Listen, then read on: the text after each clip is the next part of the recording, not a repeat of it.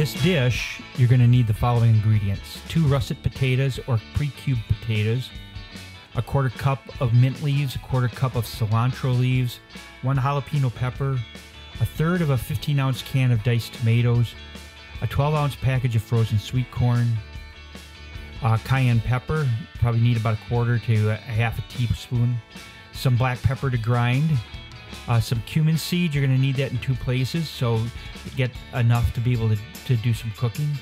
Some lemon juice, either fresh lemon juice or the frozen kind. Kosher salt, black, preferably, or yellow mustard seed, and then a neutral flavored vegetable oil such as vegetable, canola, or grapeseed oil. And then about 3 ounces of a can of unsweetened coconut milk. You're not going to be able to use a whole can, but you'll come close. So for the potato and corn dish with tomatoes, you can start that anytime during the day. It's not a difficult dish. Now there's 2 ways you can do the potatoes. You can take 2 potatoes, and that's really what you need, is 2 potatoes for this dish, and put them in water and then get them boiling, and that's what we're going to do.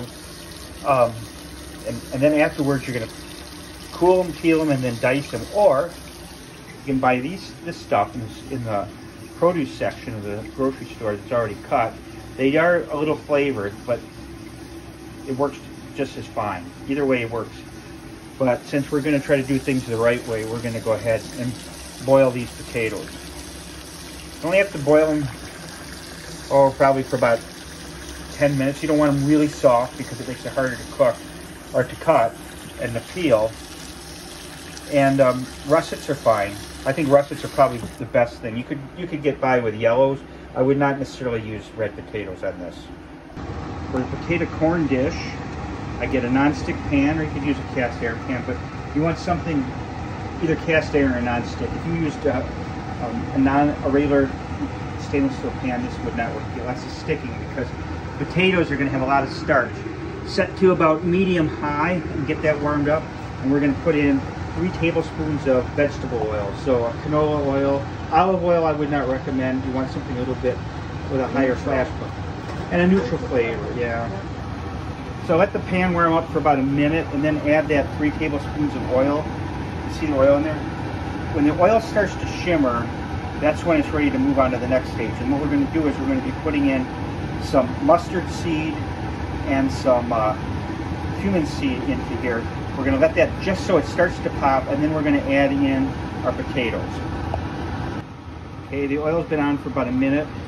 We're getting some shimmering. Here's a 1/2 tablespoon of black mustard seed. You could use regular mustard seed, but black mustard seed is more traditional. And then a 1/4 teaspoon of cumin seed. So a 1/2 teaspoon mustard seed, 1/4 teaspoon about of cumin seed. Put those babies in there, and when they start to pop, we're going to put in our potatoes. Give it a gentle stir. You can hear the popping now. What that's doing, it's going to release its oils into the other oils, and now we're going to add in our potato. Obviously this is hot oil, so do it carefully and slowly. There we go. Give it a stir. Remember, the potatoes are very sticky. Notice the dice I have here. It's about a 1/2-inch dice on the potatoes that we're boiling, or stuff you can buy in a bag. This is not the greatest non-stick pan, but we'll get things covered. Now we're going to let it cook like that until it gets nice and brown.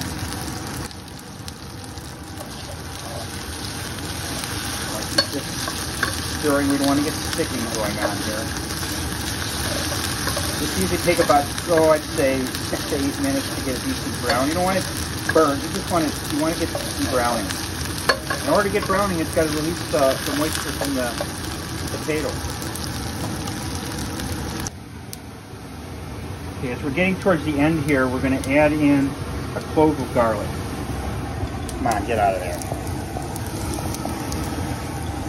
So I chopped it. So you won't want to put the garlic in right away because it'll burn. You want to have it right at the end here, because when you put in garlic, give it a nice stir here. Notice how the potatoes are nice and brown, but they're not burnt. That's because of the special. So try this one. All right.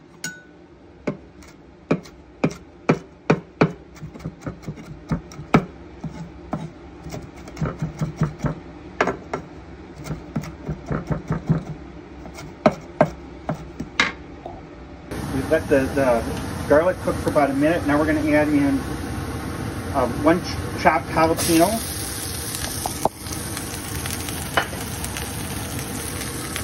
about 3 tablespoons of chopped mint, about a half of those organic packages, and about 4 tablespoons or more of finely chopped cilantro.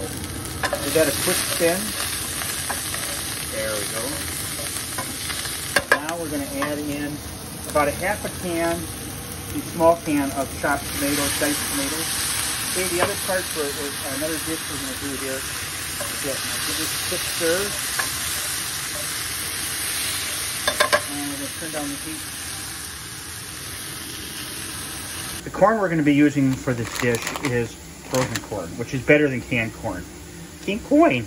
And right here, this is a 12-ounce package, and that's just about perfect for what we're going to be using here. So we just cut that off, and we're going to, after we've cooked the peppers, etc., for about a minute, we're going to put this baby in. Okay, here comes the sweet corn. A lot of sweet corn. It's about the same amount of corn as it is potatoes. Give it a nice little stir here, mix things up. Frozen corn, fine. What you're going to do is it's going to thaw. It's going to be a little more yellow. Look at how delicious that looks. Yum.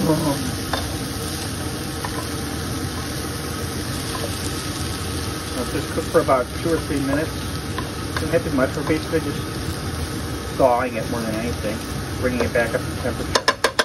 Our temperature is about just not quite medium.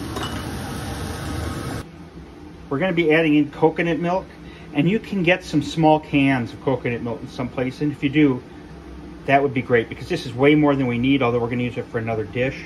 But give it a good shake if you can, and then open it up. And what we're going to use about, I would say a third of it. A lot of these cans, you know, the solid part will be floating on the top, and then you have like basically water in it, and it's hard to mix that stuff up. So what you're going to want to do is get kind of like equal parts of each, so that you get about a third of the can in. Okay, we've got that in, and we're going to mix this up and get this so that it's all blended together. Okay, we're going to add about 3/4 teaspoon of salt.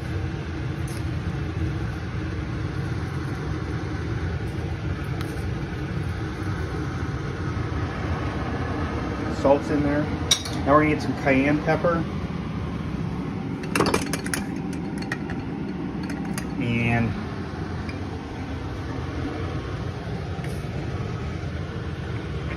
about a 1/4 teaspoon, I like a little more cayenne pepper.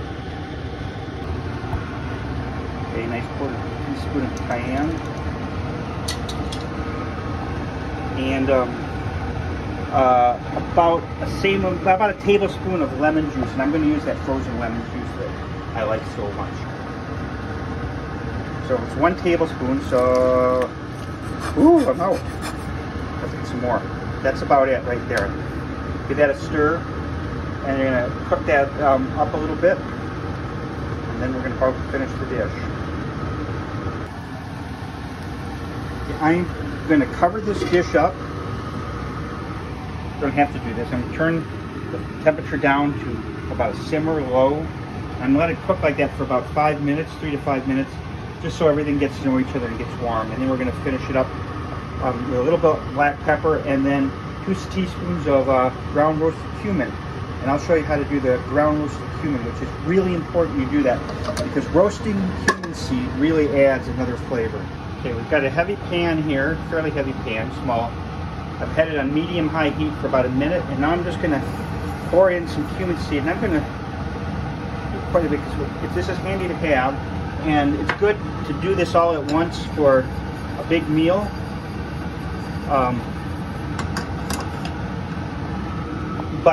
And you can sometimes buy roasted cumin seed. It's not as good, because what you want to do is you want to release those aromatic oils right away. They're going to deteriorate very quickly. So you want to have it on hand for one particular cook, and it's so easy to do. Just, you can smell it already.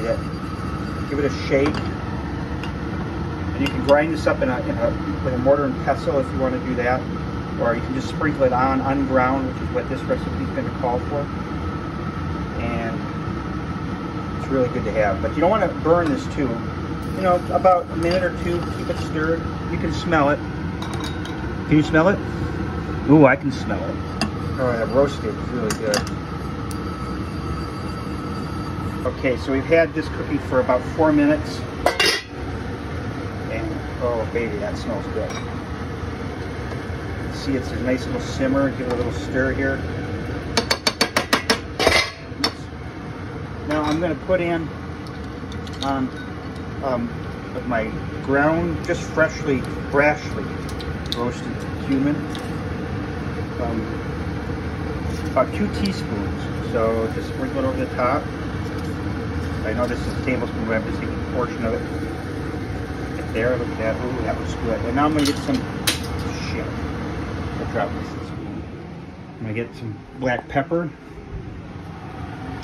And I can't show it with 2 hands, but I'm going to grind this on the black pepper on here. There.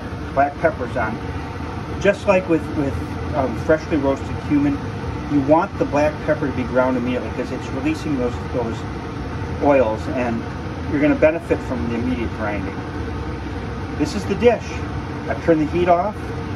I'm going to plate it, and then I'm going to keep it covered, and later on in a couple hours when we're ready to eat, I'll give it a quick heat up, and it'll be ready. The nice thing about all these dishes is they can be reheated and they get better with age. The dish gets better with age, and so does the dad. So this is the dad saying, hang out there and the dad abides.